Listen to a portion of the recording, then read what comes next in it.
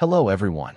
Today, we'll explore a new function in the quick analysis tools available in the Analysis Toolkit module of the Creaform Integrity Suite. It's called Damage Monitoring. Let's begin by clicking on the tool icon at the top left. This will prompt us to select the analyzed scan and the reference, which can be either a mesh file or a parametric model.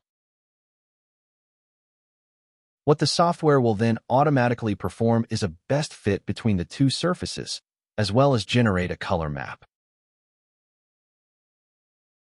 We can see here in the tree view that a list of all damages has been generated based on the default color map tolerances.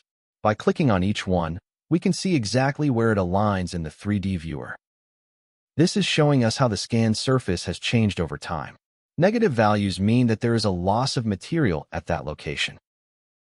Let's change the default color map tolerances by setting the green zone to 1.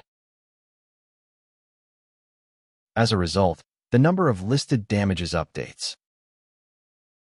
Thanks for watching, and feel free to check out our other videos for more tips and tricks.